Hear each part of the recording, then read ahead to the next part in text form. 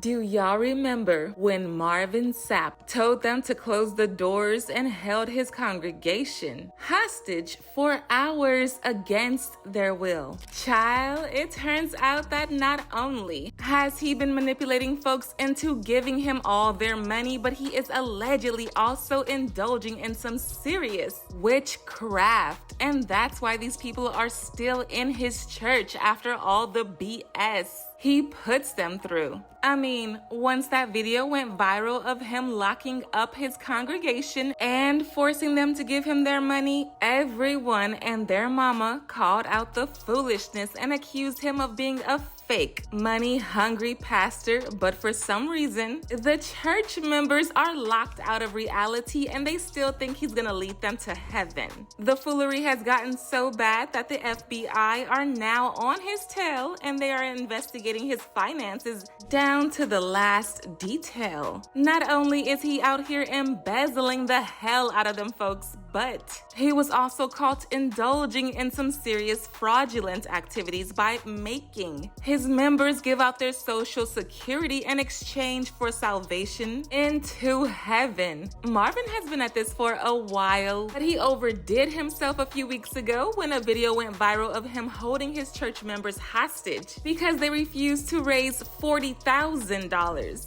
In the video, he was ordering the ushers to lock the door till every single person out of the 1,000 church members paid at least $20, including those who were watching online. But it wasn't just the church members who were getting ripped. The preachers he works with weren't spared from the scam either because he asked them to also donate $100 each. With the way he was talking, it really sounded like he was charging for the VIP section of a club instead of a church. Especially the time when he said it cost to be in the church. Why should it cost to be in the church? It's okay to take a few offerings here and there, but to lock people up in a building against their will because they didn't pay the $20 is crazy. A lot of people weren't here for this mess, not because he was asking for the donation, but because he was demanding money from already struggling folks who had already paid their offering. This $20 demand was an extra fee that he was charging them people. People called him out for using God to extort poor, impressionable folks and ripping them off their money so he can run off and live a lavish life with his family. One person reacted by saying, Marvin Sap would be getting Marvin slapped if he held me hostage for money, when he could go in the studio and make my annual salary in a couple of months.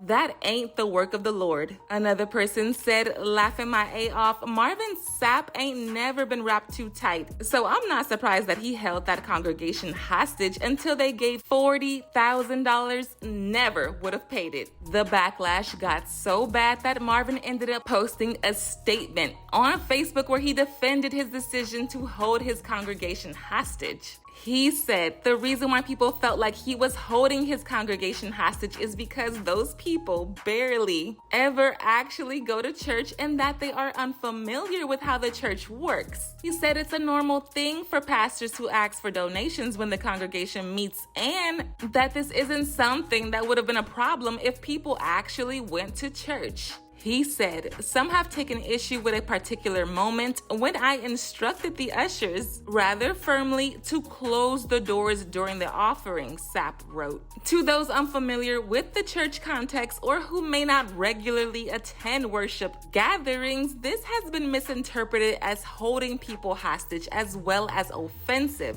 That was never my intent. He added, movement during this sacred exchange can be distracting and at times even risky. He said, my directive was not about control, it was about creating a safe, focused, and reverent environment for those choosing to give and for those handling the resources. Everything that you sat here and said during the commercial break, I already knew. You don't have to explain that to me. I grew up in the church in your own way.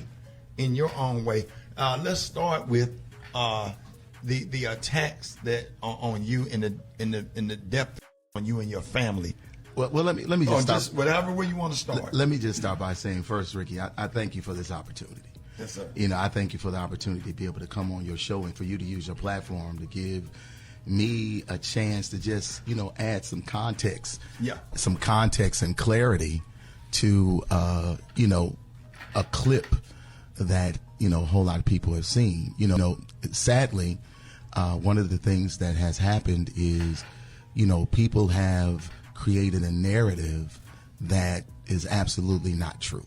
Number one, the narrative was created, excuse me, that I raised the money at my church, that I kept the people at my church hostage until I raised $40,000 for me. That's the narrative that has been shared, that I locked folks up in my church, that, I made them give $40,000 and I wouldn't allow them to leave until they gave it to me. And to be honest with you, that is absolutely false. Yeah. Number one, that offering was taken last year. This was a service that happened last August. Number two, it didn't happen at my local church. It actually happened at a national organization's international meeting where churches from all over the country, all over the world came together for the purpose of celebrating the Lord and Savior Jesus Christ. People took issue with me saying, shut the doors. Understand, I never said lock the doors. Yeah. I said shut the doors. Shutting doors mean that people still have the ability to go in and out. They've taken issue with my tone. And I can honestly say, looking at the video, maybe I was a little more assertive than I should have been. And I can apologize for that. I can apologize for that. But three things I need to make sure that people understood. Number one, the $40,000, if it was $40,000 that was raised, was never given to me. That money was raised for the purpose of taking care of the budget for their conference, not Marvin Sap. Number two, it didn't happen at my church. It happened in Baltimore. Number three, people take issue with me being firm with the ushers. Anybody that goes to church, ushers one-on-one, that's the first thing they teach you as being an usher, is that there are 3 times you don't walk. You don't walk during the altar call. You don't walk during prayer. You don't walk during the offering. One of the reasons being is because of the sacredness of the moment. A lot of people didn't believe Marvin at all because according to some members who were present when this happened, they claim that the whole reason he even demanded for the doors to be closed was because he saw some members leaving early and he wasn't about to lose money. The crazy thing is that Marvin wasn't the only pastor that tried to extort the congregation that day, because another one of the preachers at the same event actually tried to auction off God's blessing to the highest bidder. He wasn't just asking for $20. He was asking for $800 and he wanted it on the spot. He said this $800 was going to help them get blessings for their new beginnings in life. He then went on to demand an extra $500 because apparently God told him some people need closure, but for that to happen, they had to pay their way into getting that closure by giving up $500 of their money. And of course, if they didn't have it in cash, they were more than welcome to Venmo, Cash App, or Apple Pay it. Hell, they could even hit up their bank and wire transfer it. All modes of payments were accepted. Here's what God told me. He said, there is a new beginning for some folks.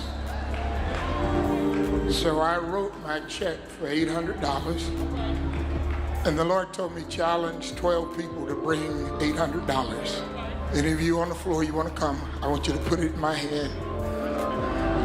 I'm at 5. I need 7 more. Here's one down here, Bishop Martin. So I need 4 more. So tonight when I began to ask the Lord, he said, tell the folks that want some closure on some situations, when they write their checks and when they give tonight, write closure.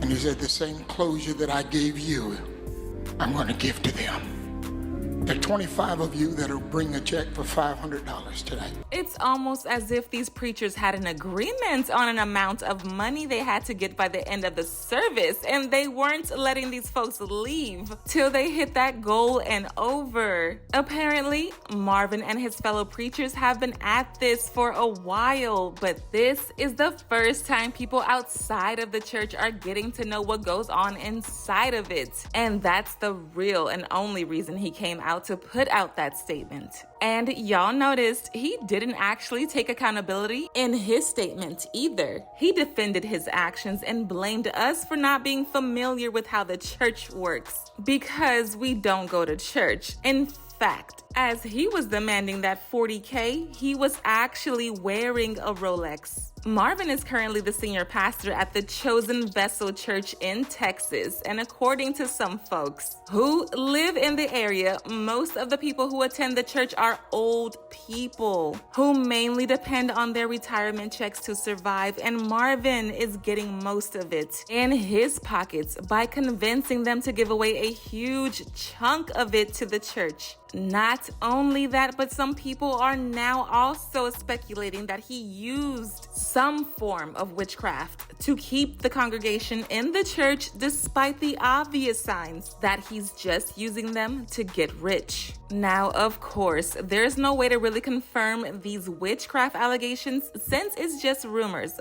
but it's beginning to go viral. And people feel like it's the only thing that explains the loyalty his congregation has to him. As usual, people had their own thoughts, like this person who said, God is not telling the pastor to tell folks to give. God will speak to you directly and purpose you to give according to your heart. Another person said, this is why I don't go to church. They put this guilt trip on you if you cannot give what they are demanding during a love offering. Besides, there are way too many offerings for me. But now I want to know your thoughts. What do you think of Marvin getting exposed for extorting his congregation? And do y'all think the witchcraft allegations are true? Let me know your thoughts in the comment section below, and don't forget to click here to watch this other messy video.